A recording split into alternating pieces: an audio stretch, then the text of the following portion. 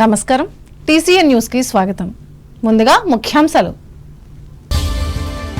పిల్లలను ప్రభుత్వ పాఠశాలల్లో చేర్పించి విద్యాభివృద్ధికి తోడ్పడాలి. జిల్లా కేంద్రం భీమవరంలో ఇంటింటికి వెళ్లి తల్లిదండ్రులను కలిసి అవగాహన కలిగించిన పశ్చిమ గోదావరి జిల్లా collector Nagarani.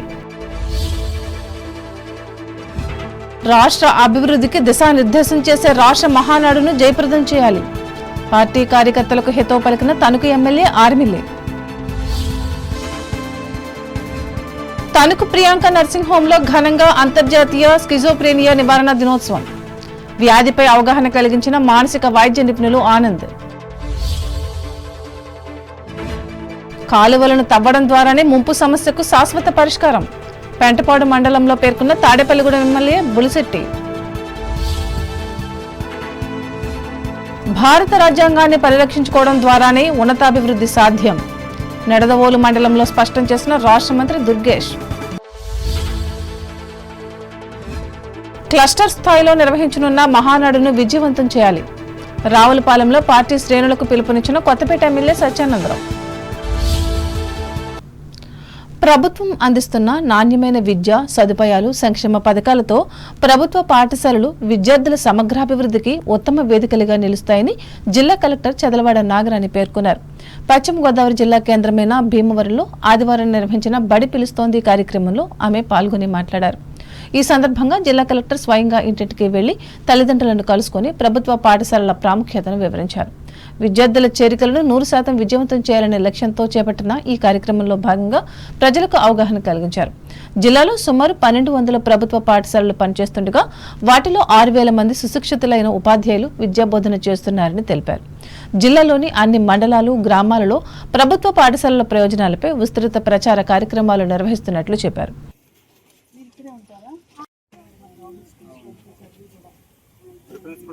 Government side schools అయిన తర్వాత ప్రైవేట్ స్కూల్స్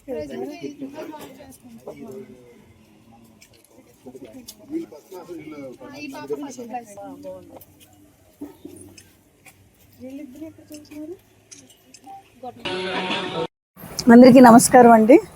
మన జిల్లాలో 1200 గవర్నమెంట్ స్కూల్స్ ఉన్నాయి. 6000 మంది టీచర్స్ పనిచేస్తూ ఉన్నారు. అయితే ఈ గవర్నమెంట్ స్కూల్స్లో ఉండే బెనిఫిట్స్ ఏముంటాయి పిల్లలకి అన్నీ కూడా తెలియచెప్తూ పేరెంట్స్కి తెలియచెప్తూ ఈ బడిబాట కార్యక్రమాన్ని మన జిల్లాలో అన్ని మండలాల్లో అన్ని గ్రామాల్లో కూడా అక్కడున్న జిల్లా పరిషత్ హై స్కూల్ హెడ్ మాస్టర్స్ తర్వాత ఈ ప్రైమరీ స్కూల్ హెడ్ మాస్టర్స్ అందరూ కూడా చేస్తున్నారు. పేరెంట్స్ అందరికీ కూడా వాళ్ళ దగ్గరికి వెళ్ళి ప్రభుత్వ బడుల్లో ఉండే అవకాశాలు క్వాలిఫైడ్ టీచర్స్ తోటి ఎంత చక్కగా విద్యాబోధన జరుగుతుంది అనే విషయాన్ని మనం వాళ్ళకి చెప్తున్నాము. మధ్యాహ్న భోజన పథకం దగ్గర నుంచి యూనిఫామ్స్ బుక్స్ అన్నీ ఫ్రీగా అందుతాయని చెప్పేసి పిల్లల యొక్క కేర్ చక్కగా తీసుకుంటాము. మనకి 10th క్లాస్ రిజల్ట్స్ కూడా మనకి మంచిగా వచ్చినాయి అని చెప్పేసి చెప్తూ మన యొక్క అడ్మిషన్స్ పెంచడానికి ప్రయత్నం చేస్తూ ఉన్నాము. అయితే ఈ ప్రైవేట్ స్కూల్స్లో కొంతమంది పిల్లలు పేరెంట్స్ కూడా చాలా ఆర్థికంగా ఇబ్బందులు పడ్డం, బట్ అనుకున్న అవకాశాలు లక్ష్యాలు సాధించలేకపోవడం అనేది చూస్తూ ఉన్నాం. కాబట్టి వీరందరినీ మోటివేట్ చేసి గవర్నమెంట్ స్కూల్ అడ్మిషన్స్ పెంచడానికి ప్రయత్నం చేస్తూ ఉన్నాను. ఈ కార్యక్రమంలో DRO B Sivanarayana Reddy, DEO E Narayana, తహసీల్దార్ రావి రాంబాబులు పాల్గొన్నారు. ఈ నెల 27, 28 తేదీల్లో వర్చువల్ విధానంతో నిర్వహించే తెలుగుదేశం మహానాడును విజయవంతం చేయాలని పార్టీ నాయకులకు కార్యకర్తలకు తణుకు ఎమ్మెల్యే ఆర్మిల రాధాకృష్ణ కోరారు. ఈ సందర్భంగా తమ కార్యాలయంలో ఆదివారం ఏర్పాటు చేసిన మీడియా మీట్లో ఇందుకు సంబంధించిన విషయాలను వివరించారు. స్వర్గీయ నందమూరి తారక రామారావు గారు 1982లో తెలుగుదేశం పార్టీని స్థాపించినప్పటి నుంచి కూడా మహానాడు అనేది కార్యకర్తల్లో ఒక పండుగలాగా కార్యకర్తలందరికీ కూడా ఒక ప్రత్యేకమైనటువంటి వేదికగా నిలుస్తూ తెలుగుదేశం పార్టీ కార్యకర్తలకి మహానాడు కార్యక్రమం అనేది చాలా ముఖ్యమైనటువంటి కార్యక్రమం. ఈసారి మహానాడు రాష్ట్ర వ్యాప్తంగా ఏదో ఒక ప్రాంతంలో నిర్వహిస్తూ రాష్ట్రానికి సంబంధించినటువంటి అనేక తీర్మానాలు, అలాగే అభివృద్ధికి సంబంధించి సంక్షేమానికి సంబంధించి అలాగే రాజకీయ తీర్మానాలు చేసి ప్రజల పక్షాన నిలుస్తూ తెలుగుదేశం పార్టీ ముందుకు వెళ్తుంది. అదేవిధంగా ఈసారి మహానాడు కార్యక్రమాన్ని నెల్లూరు వేదికగా నిర్వహించాలని ముందు భావించి తెలుగుదేశం పార్టీ జాతీయ అధ్యక్షులు నారా చంద్రబాబు నాయుడు గారు ఒక పిలుపునివ్వడం జరిగింది. అయితే ఈరోజు పశ్చిమాసియాలో వచ్చినటువంటి ఇబ్బందుల వలన డీజిల్ పెట్రోల్ ధరలు పెరగటం, ఇతర ఇబ్బందులు రావడం వలన ఈసారి మహానాడు కార్యక్రమాన్ని హైబ్రిడ్ మోడల్లో వర్చువల్గా నిర్వహించడానికి పార్టీ నిర్ణయం తీసుకుంది. అందులో భాగంగా ఈరోజు ఈ కార్యక్రమాన్ని తెలుగుదేశం పార్టీ సంస్థాగత నిర్మాణంలో ఉన్నటువంటి క్లస్టర్ వ్యవస్థలో ఈరోజు క్లస్టర్ స్థాయిలో ఈ మహానాడుని హైబ్రిడ్ మోడల్లో నిర్వహించడానికి నిర్ణయం తీసుకోవడం జరిగింది. మన నియోజకవర్గంలో 10 క్లస్టర్స్ ఉన్నాయి. 10 క్లస్టర్స్కి సంబంధించి 10 ప్రాంతాల్లో 10 ఫంక్షన్ హాల్స్లో ఈ కార్యక్రమాన్ని నిర్వహించడానికి నిర్ణయం తీసుకున్నాం. సో ఈ విధంగా 27వ తేదీ ఉదయం 9 గంటలకి ప్రారంభమవుతుంది. సాయంత్రం వరకు ఈ కార్యక్రమాన్ని నిర్వహించడం జరుగుతుంది. 28వ తారీఖు స్వర్గీయ నందమూరి తారక రామారావు గారి జయంతి కార్యక్రమం. ఆ రోజు 9 గంటలకి కార్యక్రమం ప్రారంభమై సాయంత్రం వరకు జరుగుతుంది.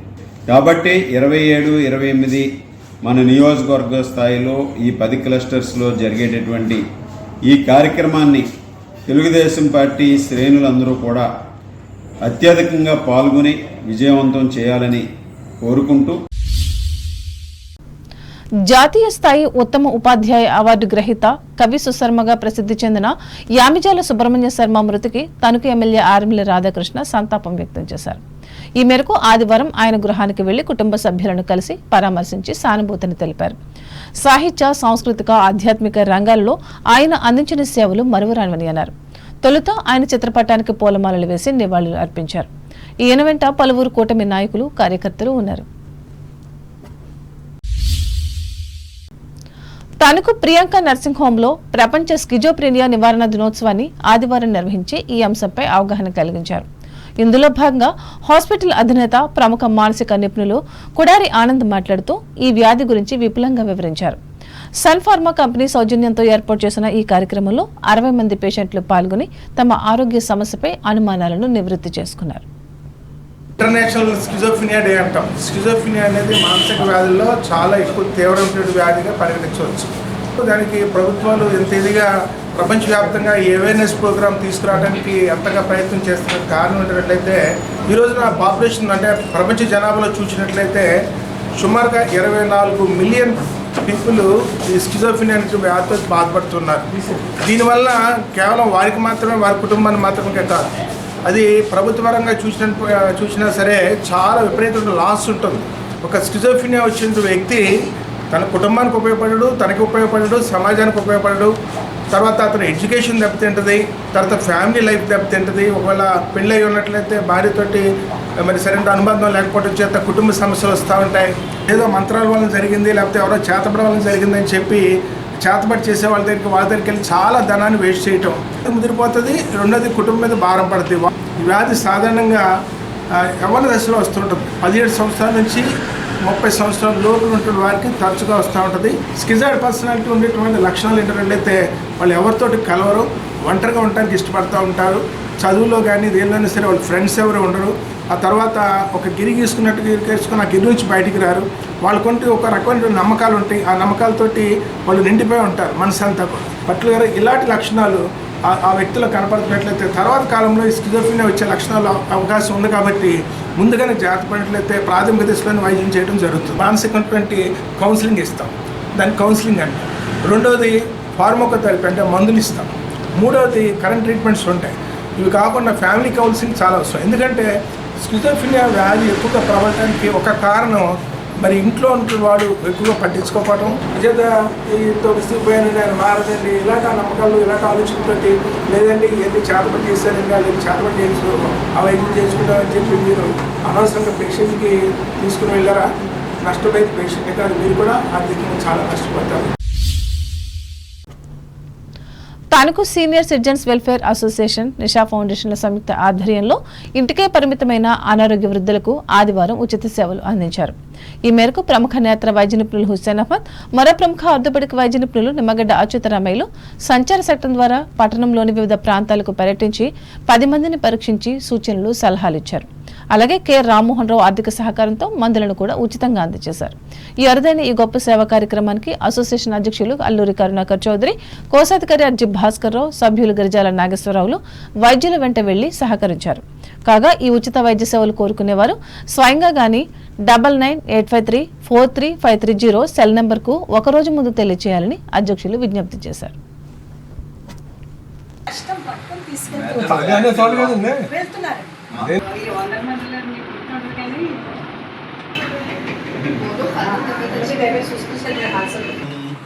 భయపడిపోతుందండి.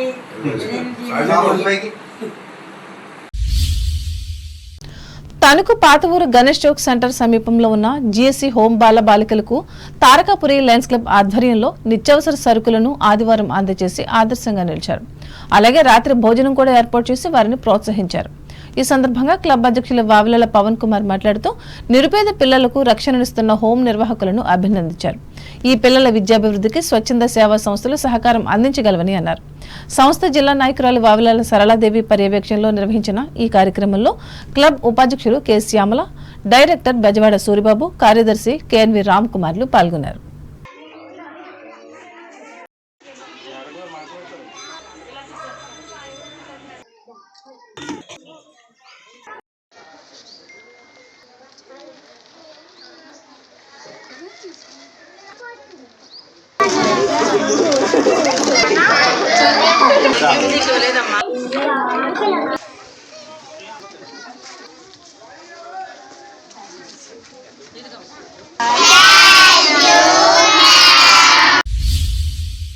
ఇప్పుడు ప్రకటనలు.